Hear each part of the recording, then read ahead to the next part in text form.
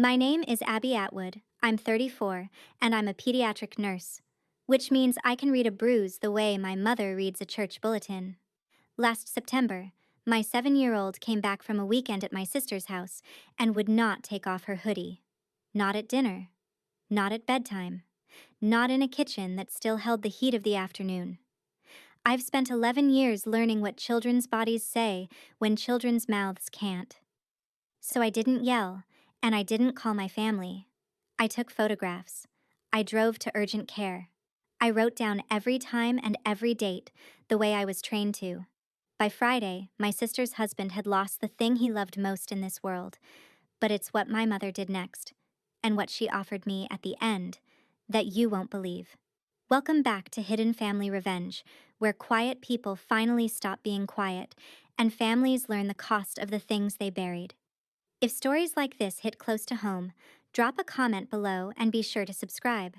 Now let me take you back to that Sunday night, to a purple hoodie zipped up to a small chin.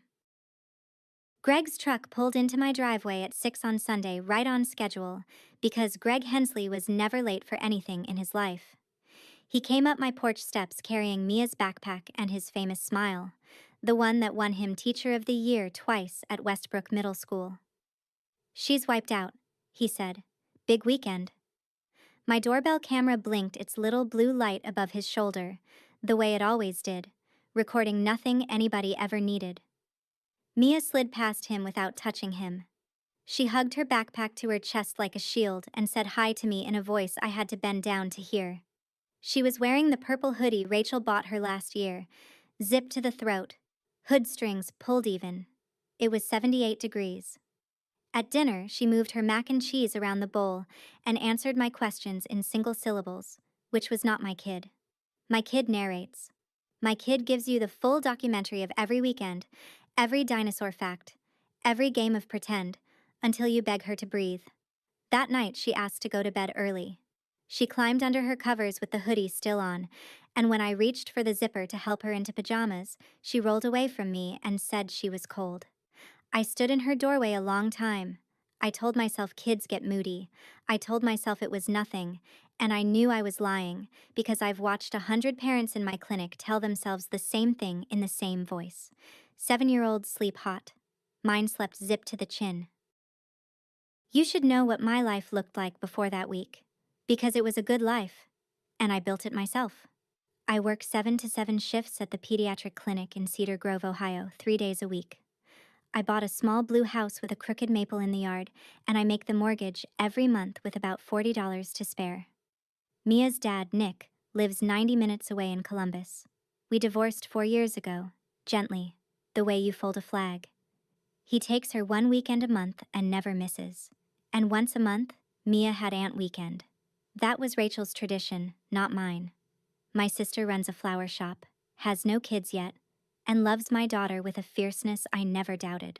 For 3 years, Aunt Weekend meant Rachel and Mia baking too many cookies and watching mermaid movies, while Greg graded papers somewhere in the background. He was furniture. Pleasant, admired furniture. That Saturday, a bride moved her wedding up a week and Rachel got called in to build 40 centerpieces overnight. She texted me at 7 in the morning. "Greg's got Mia today. They'll have fun. Don't worry." I remember reading it in the break room and feeling nothing at all. That's the part I want you to sit with. There was no red flag to see. The man taught 200 kids a year. Parents fought to get their sons on his baseball team. If I had demanded to pick Mia up early because my sister went to work, my whole family would have called me dramatic. And honestly, that time, they might have been right. On Monday morning, the hoodie came down to breakfast, and Mia said she wanted to wear it to school. We played school. She'd told me Sunday. That was all. We played school. Monday evening is bath night in my house, and bath night is sacred because Mia treats a bathtub like a private ocean and I usually have to negotiate her out of it. That Monday, she stood in the hallway in her hoodie and told me she didn't want a bath. First time in her life. I kept my voice easy and my body low, the way I do at work with kids who flinch at the blood pressure cuff. I said, "Okay, no bath, but we do need clean clothes," and I moved the zipper down slowly with her watching my hands. She let me. That's the detail that still gets me. She let me, like some part of her had been waiting for a grown-up to insist. The hoodie came off, and then her t-shirt sleeve rode up, and I stopped being her mother for about 10 seconds and became a nurse, because that was the only way to stay standing. Around her left upper arm, 4 oval bruises in a curve, green-brown going yellow at the edges, each one the size of a fingertip. A fifth, deeper, on the inside of the arm where a thumb would go. On the backs of her thighs, 2 straight lines, parallel, the width of a wooden spoon. I have charted marks like these on other people's children. There is a sentence we are trained to remember, and it scrolled through me like a banner. Fingertip bruising doesn't come from trampolines, it comes from hands. Mia watched my face the way kids do, checking if the world was about to break. So I made my face a kitchen table, flat and steady, something you can put weight on. I sat down on the edge of the tub, and I asked her the first question, the softest one I know.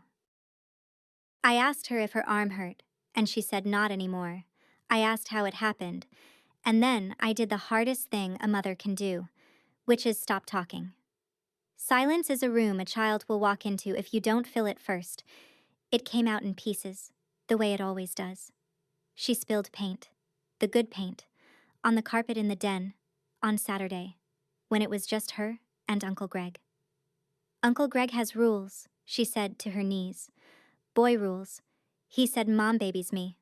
She said he grabbed her arm to pull her away from the carpet, and that his hand was really strong, and that the wooden spoon was for consequences, which is a word no 7-year-old brings home from a good weekend. Then she looked at the drain and said the sentence I will hear for the rest of my life. He said what happens at their house stays at their house. Every alarm I own went off at once, and I silenced all of them, because a pediatric nurse knows exactly what not to do next. You don't interrogate. You don't coach. You don't put words in a child's mouth that a defense attorney can later pull back out. I said, thank you for telling me. I said, none of this was her fault. And I said, the paint doesn't matter, honey. Carpets are just floor sweaters. She almost smiled. Then I dressed her in her softest pajamas, set her up with cartoons, and stepped into the hallway, where I photographed the bruises on my phone with the ruler from her pencil box for scale, because my hands know procedures the way other hands know piano. Then I called the after-hours pediatric urgent care on Route 9, the one where Dr. Okafor was on shift, and I said the sentence that starts everything. I'm bringing in my daughter, and I need marks documented. Dr. Okafor has read more small bodies than anyone in this county, and she examined my daughter like Mia was made of library glass. She measured each bruise. She photographed them with the clinic camera, better than my phone, with case numbers in the frame. She asked Mia easy questions and wrote down hard answers, and when Mia said the thing about house rules, the doctor's pen did not pause, but her eyes found mine over the top of her glasses. Afterward, in the hallway, she said it plainly, colleague to colleague. You know I have to call. It stops being a family matter tonight. And here is a confession I've only made to you. What I felt was relief. Relief that the law made the choice, that the hotline call would come from a mandated reporter with a medical license, not from the little sister with a history of making things about herself. Because I had been here before, in a different body. When I was 15, our church choir director put his hand where no man's hand belongs, and I told my mother the same night. There was no mark to photograph. There was only my word, and in our house my word weighed less than the family's good name. My mother made me apologize to him, in our living room. In front of my father and Rachel and a plate of untouched lemon bars, I said sorry to the man for the story. I learned the lesson she was teaching, just not the way she meant it. I learned that in this family, the truth needs paperwork. Driving home from urgent care, Mia asleep in the back seat, I understood the week ahead of me the way you understand weather coming. My family didn't know yet. By Tuesday, they would. Rachel called me Tuesday at noon, and I let it ring out, because caseworkers advise you not to discuss an open report, and because I could already hear the shape of it. By 4, she had called our mother. By 6, Mom's Buick was in my driveway, uninvited, and she was at my kitchen table with her purse in her lap like a small dog. My mother raised 2 daughters, buried a husband, and has run the women's ministry at First Grace for 11 years. She is not a shouter. She is a decider. She decides what a thing is, and then the family lives inside her decision. Rachel says you took the baby to a doctor, she said, over some bruises. I'd like to see what all this fuss is. I could have refused. Instead, I called Mia down because some part of me, the 15-year-old, probably, still believed that if my mother saw it with her own eyes, the eyes would win. Mia unzipped the hoodie herself. She pushed up the sleeve, and she watched her grandmother's face the exact way she had watched mine, checking if the world was about to break. My mother looked at that little arm for maybe 3 seconds. 3 seconds. For 4 fingerprints and a thumb. Then she straightened her purse and delivered the verdict she had driven over with. Kids bruise. Don't make this about you again. Again. That word did the work of a fist. It reached back 19 years, picked up a living room with lemon bars in it, and set it down on my kitchen table. Mia looked at me. I looked at my mother, and I said nothing at all. I poured her decaf because she doesn't sleep on regular, and I asked about the flower arrangements for Sunday service. And at 7:40 she drove home believing she had settled it. She had no idea about the photographs, or the file, or the appointment already set for 9 a.m. Here's the thing about being talked over your whole life. You get quiet, and people mistake quiet for surrender. That night I did laundry, and I left one item out. I folded the purple hoodie into a brown paper grocery bag, unwashed, the way we bag things at the clinic when they might matter later. I wrote the date and time on the outside in Sharpie, and I set the bag on top of my refrigerator, up where daily life couldn't touch it. Then I took the appointment card the caseworker had given me over the phone, Child Advocacy Center, Wednesday, 9 a.m., and pinned it to the fridge door with Mia's green dinosaur magnet. My kitchen, my case file. I called Nick in Columbus and told him everything in order, dates first, the nurse's way. He was silent long enough that I checked the connection. Then he said, "Whatever you need, I'll sign whatever." And his voice had gravel in it that I hadn't heard since the divorce. At 11, Rachel finally got through by text. I stood at the counter and read it 4 times. You're really doing this to us? To us. Not. Is she okay? Not. What did the doctor say? My sister had already chosen her pronouns, and my daughter wasn't in them. I didn't answer. I checked the locks, turned off the lights, and looked at the paper bag one more time on my way to bed. Tomorrow, a stranger behind a one-way mirror would ask my daughter about boy rules.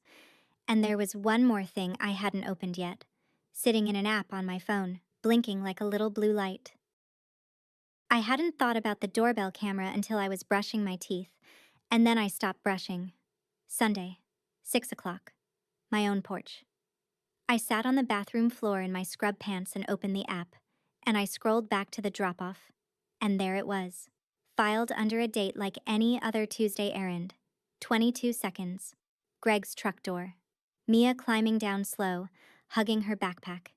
And then his hand, his whole hand, wrapping her left upper arm and hauling her up my steps like a bag of mulch, his head bent low over hers, and the microphone catching what teachers' voices sound like when there's no class to perform for.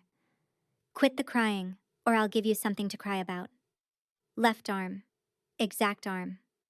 I sat there on the tile and matched a video to a bruise pattern the way I'd match a chart to a patient, and the coldness that came over me wasn't rage yet. It was recognition. He did this on my porch, in the open, with a camera over his shoulder, because it never crossed his mind that anything would come of it. Men like Greg don't hide because they've learned they don't have to. The whole town was his character witness. My own mother was his character witness. I watched it 4 times. Then I saved 3 copies, phone, cloud, and the old laptop that never leaves my closet. Because paperwork is the one language my family taught me fluently. Tomorrow at 9, my daughter would talk to a stranger behind a one-way mirror, and I would find out how deep this went. If you've ever had your own mother look at proof and call it drama, tell me in the comments how long it took you to stop asking for her permission. And subscribe. Because what turned up in Greg's file at that school changes everything. The Child Advocacy Center in our county sits in a converted house on Birch Street, painted the color of butter, with a waiting room full of donated stuffed animals that all look slightly too new. Nobody warns you how gentle the whole machine is. A woman named Carrie came out in a cardigan, got down on Mia's level, and introduced herself like they were about to be lab partners. She explained it to me in the hallway while Mia picked a seat. One interview, one time, recorded. So the child never has to tell it over and over to detectives and lawyers and judges. No leading questions, no mom in the room. I would watch from behind the glass. I've delivered hard news to parents for 11 years, and I thought that had taught me something about helplessness. And then I stood in a dim little room and watched my daughter through a one-way mirror, holding a paper cup of coffee I never once drank. Here is what nobody tells you about being the parent behind the glass. Your whole body leans. The observing detective glanced at me twice, and I realized I had pressed my fingertips against the mirror frame like I could hold the room steady from outside it. Carrie started nowhere near Saturday. Favorite animal. 2nd grade. The difference between the truth and a lie, which Mia explained using dinosaurs, because of course she did. And then, with no change of weather at all, Carrie slid a box of crayons across the table and asked Mia if she wanted to draw while they talked about Aunt Rachel's house. My daughter picked up a purple crayon. She looked at it for a second, put it back, and chose gray. Behind the glass, in the dark, I got out my pen, because whatever she was about to say, somebody who loved her was going to write it down. I'm not going to give you my daughter's whole hour, because that hour belongs to her, but I'll give you what the report later put in writing, in that flat language that somehow hurts worse than screaming. Child disclosed that maternal uncle by marriage enforces boy rules when alone with her. Child described being grabbed by the arm hard enough to make my teeth click. Child described being struck on the backs of the legs with a wooden spoon after a paint spill. Child stated the uncle said, "What happens at our house stays at our house." And then the part I hadn't seen coming, the part that turned the room I was standing in into a walk-in freezer. Carrie asked softly if Uncle Greg had rules like that just for her. And Mia said no. She said, "Easy as a spelling word. He does the arm thing to the boys at practice when they cry. You're not supposed to cry on the team." The detective beside me wrote something fast. I stood very still, doing math I didn't want to do.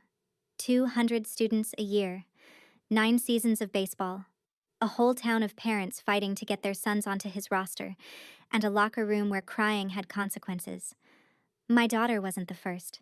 She was just the first one whose mother charts for a living.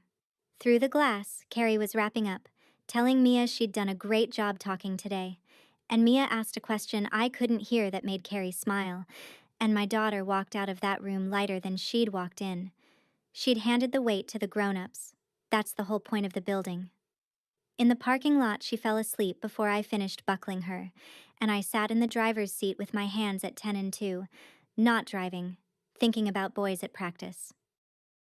That afternoon, I sat across a folding table from Ms. Vance, the caseworker, a woman in her 40s with the tired, precise manner of somebody who does triage for a living, and I recognized her immediately as one of mine. I gave her everything in order. The urgent care records from Dr. Okafor, already in the system.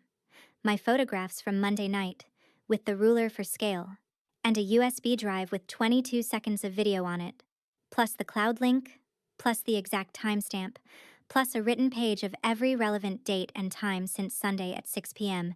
She went through it once, then went through it again slower. And then she looked up at me differently than she'd looked at me when I walked in. "Documentation this clean, I don't see twice a year," she said. I told her I chart for a living. It's the only thing my hands know how to do with fear. We signed a safety plan on the spot. No contact between Mia and Greg Hensley, period, pending investigation. Nick's consent came back by email within the hour, before the ink on mine was dry. Vance explained what would happen next.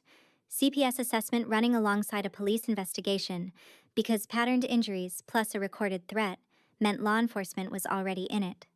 Then she squared the papers on the table, and she paused in a way I knew from my own bad news doorways. That half second where you decide how much to tell a family. "There's something you should know about the school," she said. "About Westbrook." I put my pen down. Outside the window, somebody's minivan idled through the pickup line at the elementary school across the street. Normal life running on rails. "Tell me," I said. And she did. What she told me stays sealed for a few more beats, because that Wednesday night my family got to it first, and you should feel the order of events the way I had to live them. At 9 p.m., Rachel sent a text to the family group thread. 14 people, aunts, uncles, both cousins in Florida. And I read it standing at my kitchen counter with the paper bag over my head like a saint's halo. Just so everyone hears it from me first. Mia fell off the trampoline Saturday, kids get banged up, and Abby is unfortunately going through a hard time since the divorce and needs attention and support right now. We love her. Please pray for our family. Read it again if you need to. My sister took a diagnosis she invented, wrapped it in a prayer request, and mailed it to everyone who shares my last name. It was genius, honestly. You can't fight a prayer request. Swing at it, and you're exactly what it says you are. Within the hour, Aunt Carol called to tell me, gently, that counseling had done wonders for her neighbor's daughter. My uncle texted a thumbs up to nothing in particular, the way men do when they're choosing a side quietly. And at 11, Rachel sent one more message just to me this time. "Kids bruise, Ab." They do. There it was. My mother's sentence in my sister's mouth. The family liturgy passing from one generation to the next like a casserole dish. I didn't type back. I opened my calendar instead and looked at the week laid out in little squares. And I counted the days to Friday, because I knew something the group thread didn't. Processes had already started that no prayer request could reach. Mia slept with her lamp on that week. She'd never been a lamp kid.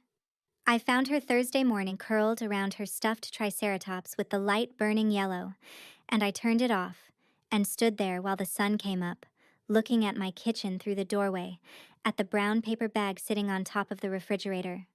That bag ran my house that week. Every bowl of cereal got poured under it. Every phone call got made in its shadow. It sat up there over daily life the way the truth sits over a family, ignorable, but only if nobody looks up. I want to tell you about Lois, because you need to know where I come from, and it isn't only lemon bars. Lois was my charge nurse when I was 23 and green as June. I once lost a whole afternoon to a chart I'd let slide. A kid's reaction time I'd sworn I'd remember and didn't. And when I finished crying in the supply closet, Lois handed me a pen like it was a scalpel. "Write it down. Time and date," she said. "Paper doesn't get tired, and paper doesn't get scared." I built a career on that sentence, and that week I built a defense on it. A 3-ring binder from the office supply aisle. Urgent care discharge summary, photo log, safety plan copy, receipt for the copay, 1 page per day, with times down the margin. All official paper, all boring, all bulletproof. Somewhere around Thursday, I caught myself and laughed once, not nicely, alone at my kitchen table. My family hadn't asked a single question about Mia, and here I was, assembling exhibits.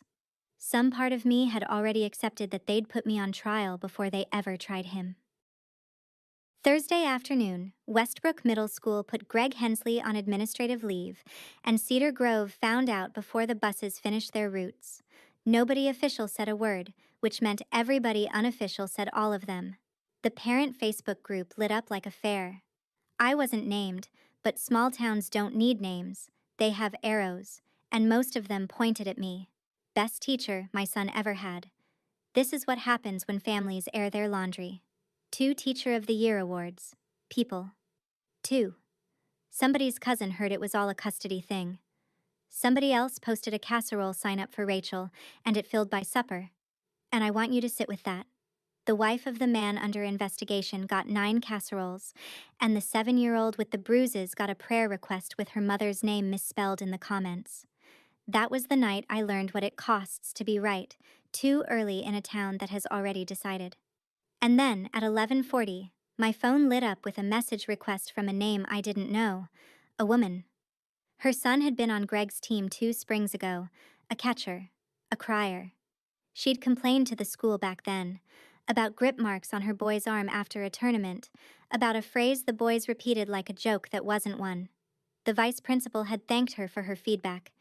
The word they used in the file, she said, was unsubstantiated. They made me feel crazy, she wrote. My husband said, let it go. Everybody loves the guy. Then 3 dots, a long pause, and one more line that I read standing up. Is your daughter okay? I didn't know this woman, but I knew her exactly. And she had kept the emails. Every reply the school ever sent her, with the dates on them. Here's what Wednesday's sealed news was. The thing Ms. Vance had told me at the folding table. That mother's complaint had never fully died. It sat in a drawer at the district office, stamped unsubstantiated, waiting for a second data point. I was the second data point, a patterned injury documented by a physician, a forensic disclosure mentioning boys at practice, a police case number, and a recorded sentence on a porch.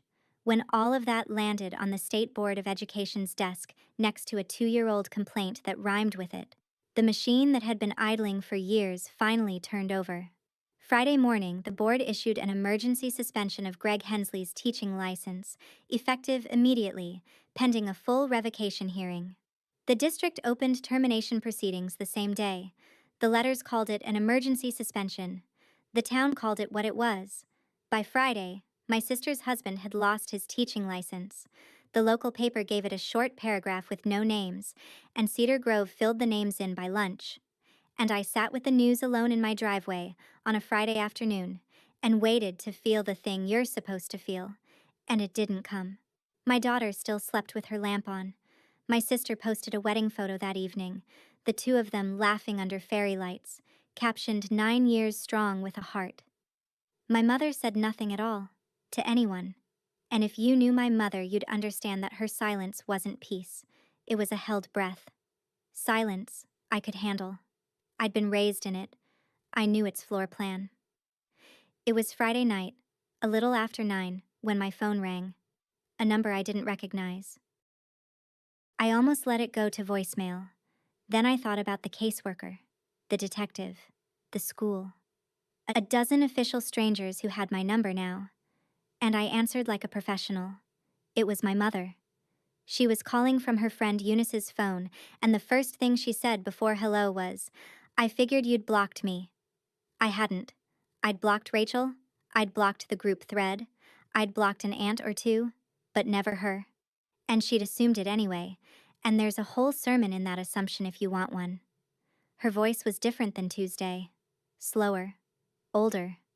For one dangerous second, I thought the week had cracked something open in her. Sunday, she said. You'll come to the house. The whole family needs to sit down and talk about how we fix this, while it can still be fixed. I waited for it. One question about Mia. How's she sleeping? Does her arm hurt? Is she scared of men now? My granddaughter? The girl who used to fall asleep on my shoulder at Christmas Eve service. It never came. Not Tuesday at my kitchen table, not Friday on Eunice's phone, not once in between. My mother had performed 63 years of hospitality and never learned the one question that matters. I looked down the hallway at the yellow line under Mia's door, her lamp burning against whatever came at night now. And I heard myself say, I'll come. Not because I owed that living room anything, because I'm a nurse, and we don't skip the hard conversations, and because some doors, you need to watch close for the last time. Before I walk into that room, if your family ever held a meeting about you instead of for you, put the word meeting in the comments. I read everyone. What my mother offered me at that table is the part I still lose sleep over. My mother's living room has not moved a picture frame in 20 years. The family photos march up the staircase wall in matching gold frames, level as a hospital hallway. And growing up, I thought that was what love looked like. Everything straightened, everything dusted, nothing asked. Sunday at 2, that room was arranged like a proceeding. Aunt Carol and her husband on the sofa, my uncle by the window with his arms crossed. Rachel in the wingback chair, eyes pink, and beside her one empty kitchen chair, carried in and left vacant, which told me Greg had been advised by his lawyer not to attend, and that somebody in this family had decided the chair should sit there anyway, representing him, like a flag on an embassy. I took the piano bench. Nobody offered me coffee, which in my mother's house is a verdict all by itself. On the coffee table, squared to the wood grain, sat a single typed page. I recognized the font of a law office. They called it a clarifying statement. One paragraph, already drafted for my signature, in which I acknowledged that I may have misunderstood the context of the weekend, that Mia bruises easily and had been on a trampoline, and that our family had addressed the matter privately and considered it resolved. Considered it resolved. Somewhere a lawyer named Tom Pruitt had typed those words, and my family had printed them on the good printer, and all week I'd assumed Rachel would be the one to slide the page across the table to me. I was wrong.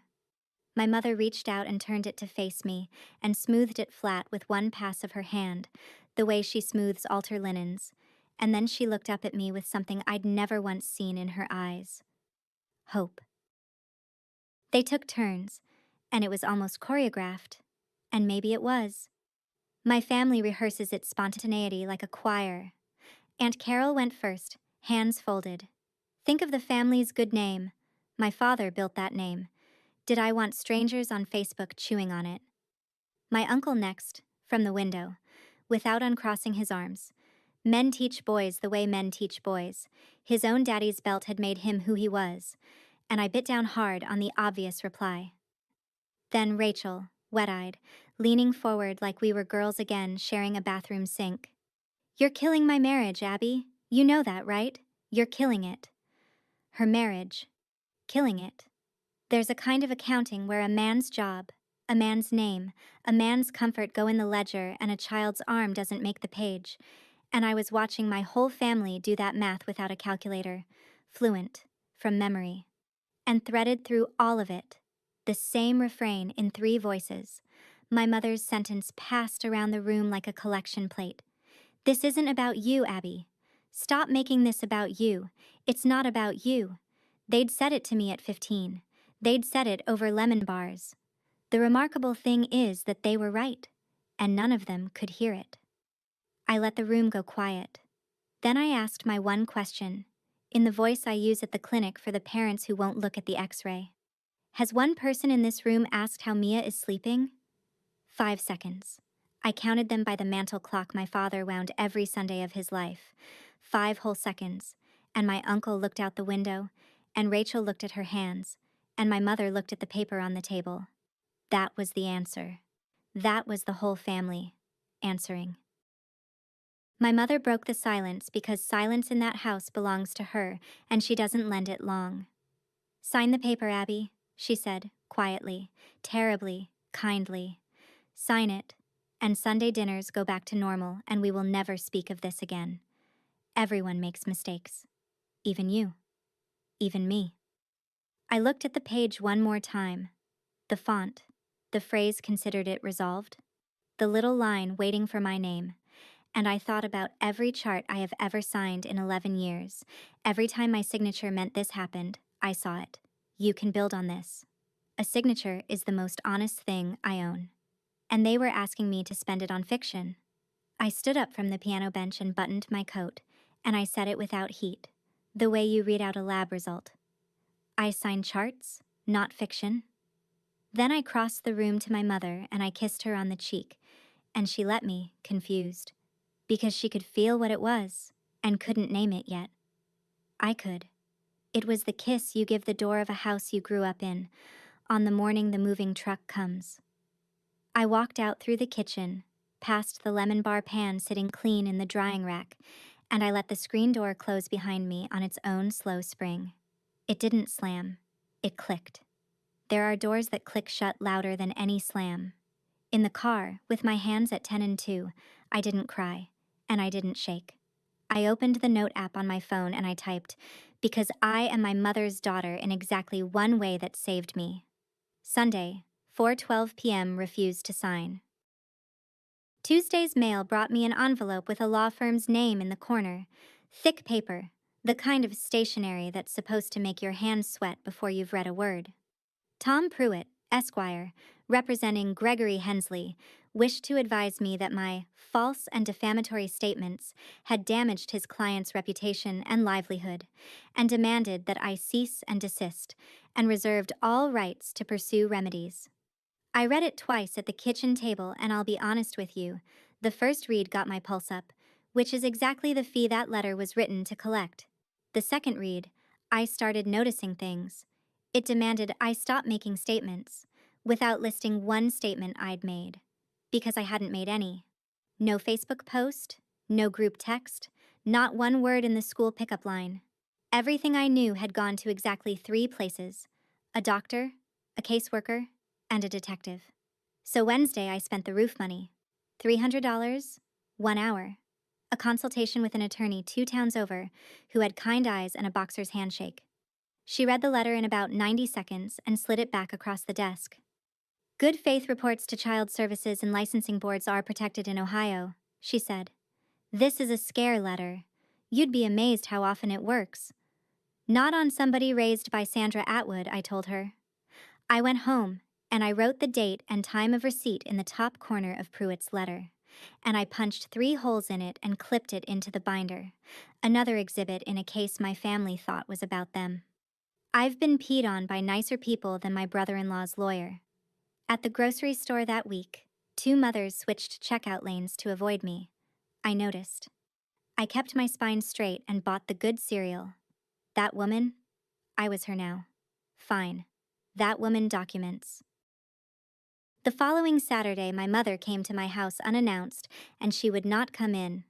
She stood on my porch in her church coat, under the little blue light of the doorbell camera, and if she noticed the irony, she kept it to herself. Mia was at Nick's for the weekend. Maybe my mother knew that. She keeps the family calendar in her head like scripture. I'm going to tell you something once, she said, and then we're never going to speak of it. And on my own porch, my mother handed me the only inheritance that was ever truly hers to give. She was 25, she said. Rachel was a baby then. I wasn't born yet. Sleeping in the back room of my grandmother's house. The night my mother showed up there with her left wrist broken in 2 places. She never said my father's name in the whole story, and she didn't need to. Her mother, my grandmother, the woman whose pie crust our whole family still brags about, made her a cup of tea, wrapped the wrist in a dish towel, and told her, "Kids bruise, and wives bruise too. Go home before he notices you're gone." So she went home. I stayed 40 years, Abby, my mother said, and her voice didn't wobble, which was the worst part, how load-bearing it was. You think I don't know what I'm asking you? I know exactly what I'm asking you. I'm asking you to do what I did, because it's the only thing I know how to survive. For a moment, she wasn't my judge. She was a 25-year-old with a dish towel on her wrist, and the chain ran straight through her, hot to the touch, 3 generations long, and I finally saw that she wasn't guarding Greg at all. She was guarding the sentence that had cost her everything, because if it wasn't sacred, then what had she paid for? Withdraw the statement, she said. No, Mom, I said. But now I finally understand you. She nodded once, like a woman leaving a graveside, and walked back to her Buick, and the camera over my door recorded her all the way down the steps. 3 weeks later, the machine finished its first pass. Ms. Vance called me on a Tuesday morning. The agency's finding was substantiated, physical abuse, and the file was closed on her end with the safety plan standing. The same week, Greg took a plea on the criminal side. Child endangerment, a misdemeanor, probation plus a court-ordered behavior program, and a no-contact order with Mia that a judge signed with a real pen in a real courtroom while I sat in the second row on my lunch break in my scrubs. His lawyer had done what lawyers do, contained it. A misdemeanor is a paper cut to a man like Greg. The wound that wouldn't close was the license. The state board's letter arrived that Friday, addressed to me, witness notice enclosed. A full revocation hearing, scheduled 5 weeks out, in Columbus. My testimony was requested. And one sentence sat at the bottom of the page like a stone in a shoe. Hearings of the board are open to the public, and proceedings are entered into the public record. There was more. Vance told me the board's investigator had subpoenaed the district's files, and the 2-year-old complaint from the catcher's mother was in the packet now, along with the vice principal's replies. Thanks for the feedback. Unsubstantiated. Filed and forgotten. That mother had been summoned too. Her emails had dates on them. The system that had shrugged at her was about to read its own handwriting out loud into a microphone on the record. I stood at my counter, holding the letter, looking at the words public record, and I understood the price tag on them precisely. Cedar Grove would hear every word I said. My family would hear every word I said. Public record. 2 words that would cost me the last thing I had left. You should know that by then I already had everything I'd set out to get. Sit with that, because I had to. The finding was substantiated. The no-contact order had a judge's signature. Greg would never be alone with my daughter again as long as I breathed, and his career in Ohio was almost certainly over no matter what I did next. The board had the file, the plea, the prior complaint. My testimony was requested, not required.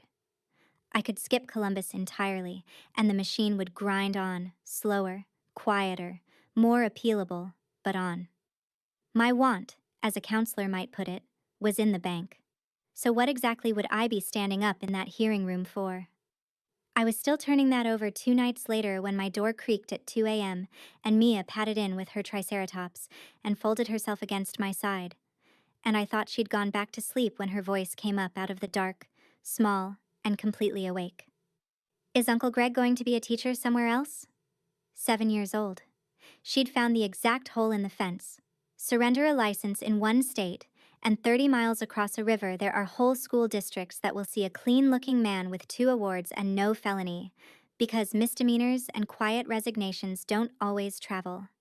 Unless somebody stands up in the public record and staples the whole story together, on purpose, out loud. I don't know, baby, I said, which was the truth that night. She was asleep in minutes. I lay there until the window went gray, listening to her breathe.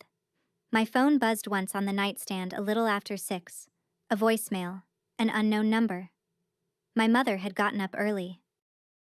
I sat on the edge of my bed and played it, and my mother's voice came out of the phone gentler than I have ever heard it. Gentler than lullabies, because she never sang those. She'd been to see Pruitt, she said. It was all arranged, all but signed. Greg would voluntarily surrender his Ohio license before the hearing date. He and Rachel would move. She said it plainly, out of state, a fresh start.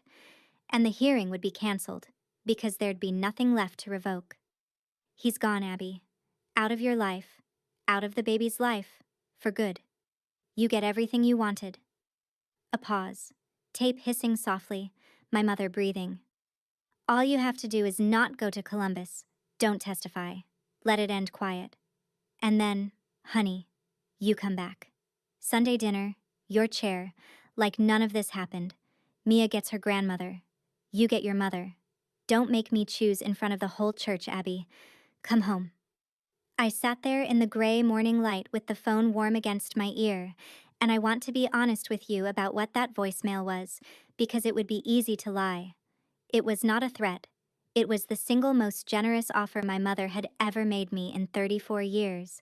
By her arithmetic, she was handing me the whole estate, the enemy banished, the daughter restored, the family whole, the surface repaired. Everything she knew how to give was in it. And the terrible thing, the thing I couldn't say out loud with Mia asleep down the hall, was that I wanted it. Some 15-year-old in me wanted it so badly my teeth ached. There was only one item missing from the deal, and it didn't have a name yet, and it wasn't mine. I didn't call anyone that night, and I want you to notice that, because I noticed it. Lois is retired in Florida now, growing tomatoes. I could have called her, and she'd have answered on the second ring, and I didn't, because at some point being grown means the hotline is you. I stood in my kitchen after Mia went down, under the paper bag on the refrigerator, and I took the offer apart the way I'd take apart a suspicious chart, line by line. Voluntarily surrender his Ohio license. I'm a nurse. I know what happens when a problem transfers instead of resolves. We have a phrase for doctors who resign quietly ahead of the review board. Passing the trash, they call it, ugly and accurate. And the license he'd surrender here would be a clean looking gap on a resume in Indiana, in Kentucky, in any district across any river where a charming man with 2 awards fills out an application, and some mother I will never meet reads the parent Facebook group and fights to get her son on his roster. A surrender ends the paperwork. A revocation, sworn, public, on the record, follows the man. I stood there doing that math, and then I made myself do the other column, because honesty was the whole point now. Sunday dinner, my chair, my mother alive and not yet old, and the years left with her, and Mia in a grandmother's kitchen at Christmas, and the word home meaning an address again instead of a wound. That column was real. Anyone who tells you that column weighs nothing has never had a mother. I walked down the hall and stood in Mia's doorway, watching her sleep with the lamp on, one arm around the triceratops, the other flung out, sleeve ridden up, the last yellow ghost of a fingerprint still on her arm if you knew where to look. I knew where to look. Somewhere out there were kids whose mothers didn't. 9 a.m. tomorrow. One more 9 a.m. appointment. All I had to decide was whether I was a filing cabinet or a witness. The hearing room in Columbus was smaller than television teaches you to expect. A U of tables, a state flag drooping in the corner, a ceiling fan with a tick in it, a stenographer whose fingers never seemed to move and never seemed to stop. Board members in good suits with water bottles, a handful of public chairs, mostly empty. Mostly. Second row, aisle seat, church hat squared level as a picture frame. My mother. She hadn't come to support me. I knew that with total certainty. She had come because hope dies hard in organized women, and some part of her believed to the final minute that her daughter would look at those empty chairs and lose her nerve and come home. The catcher's mother sat 3 seats down from her, clutching a folder of printed emails, and the two of them did not know each other, and between them sat everything wrong with how this town loves its men. I was called. I carried my binder to the witness table. 9 weeks of my life in 3 rings, and I set it down square to the table's edge. And then I did something I hadn't planned. I left it closed. Paper doesn't get tired, and paper doesn't get scared, but paper also doesn't get to choose, and today was about choosing. I raised my right hand. I swore. And then, in the voice I use for handoffs at shift change, no adjectives, no trembling, dates first, I told them about a purple hoodie in September. Urgent care. Monday, 9:40 p.m., 4 fingertip bruises and a thumb, left upper arm, photographed with a ruler. The interview on Birch Street, Wednesday, 9 a.m. And then I asked the board's counsel for permission to submit one item into the public record. 22 seconds of video from my own front door, with its audio, and my written timeline behind it. So that the next school that Googles his name, I said, finds more than a resume. Counsel looked at the chair. The chair nodded. In a quiet room, in front of a state flag and a stenographer and my mother's level hat, they pressed play. You could hear the truck door twice, once from the speakers, once bouncing off the back wall of a room built for reading statutes out loud. Then his voice, the after-hours voice, the one 200 parents a year never got to hear, filling a state hearing room at official volume. Quit the crying, or I'll give you something to cry about. Nobody gasped. That's not what rooms like that do. What they do is go still, all at once, the way a ward goes still when a monitor alarm sounds. And in that stillness, I watched the board members not look at each other. And I watched the stenographer's hands. And I watched my mother, second row, whom I had not stopped watching, if I'm honest, since I raised my right hand. She stood up while the recording was still playing. She gathered her purse the way she gathers hymnals, without hurry, with terrible dignity, and she walked up the aisle and out of the hearing room, and the door was easing shut behind her when the board's counsel asked me his final question. Mrs. Atwood, you understand that members of your own family characterize this testimony as personally motivated? Every face at the U of tables came up and waited, and I leaned in toward the microphone, and I answered him, and I answered the closing door, and I answered a living room with lemon bars in it 19 years gone. It was never about me. That was the point. And there, with my hand flat on a binder I never had to open, the strangest calm settled over me, and I finally understood my own steadiness. All my life, I'd carried paper because I believed my word alone weighed nothing. My family had weighed it for me once, and I'd accepted the number. The binder was never armor. It was a permission slip I kept renewing, and I was done renewing it. 40 minutes later, the board voted, unanimous, to revoke the teaching license of Gregory Hensley, said revocation to be reported to the National Educator Clearinghouse, flagged in every state, permanent. Both doors of that sentence closed at the same time. He would never stand in front of children again, and my mother's car was already gone from the lot. In the hallway outside, the catcher's mother caught my sleeve, and this stranger hugged me the way family is supposed to and mostly doesn't. Folder of emails crushed between us. They told me I was crazy, she said into my shoulder, wet-voiced, furious, free. 2 years? They had me convinced. And you wrote it all down. She testified after me. I stayed and listened from the back row, and her dates matched her emails, and her emails matched the district's file, and I watched a vice principal's polite brush-offs get read into the record one by one. Thanks for the feedback. At official volume. The machine wasn't just taking a man's license. It was reading its own handwriting out loud, and rooms change after they do that. Policies were rewritten in that district by Christmas. Out in the parking lot, the spot where my mother had parked was empty, a rectangle of clean asphalt in a wet lot, and under my windshield wiper there was a church note card, cream-colored, her blue ballpoint folded once.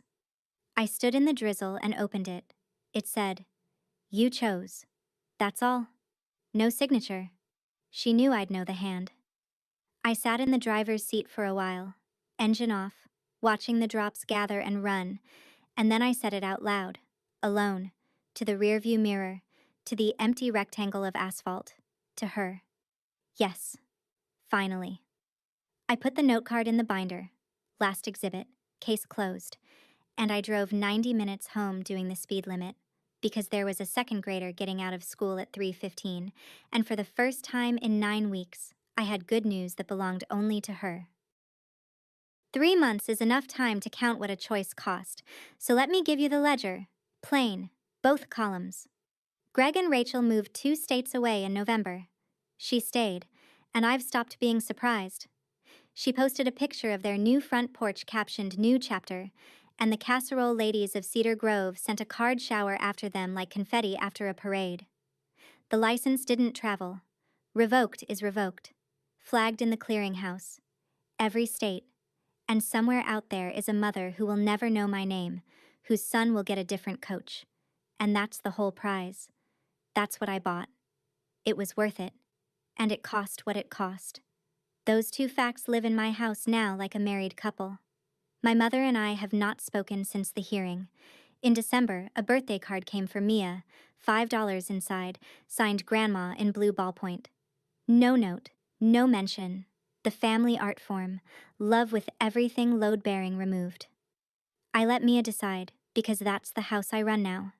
She read it twice, said, "Tell her thank you," and stuck it to the refrigerator with the green dinosaur magnet.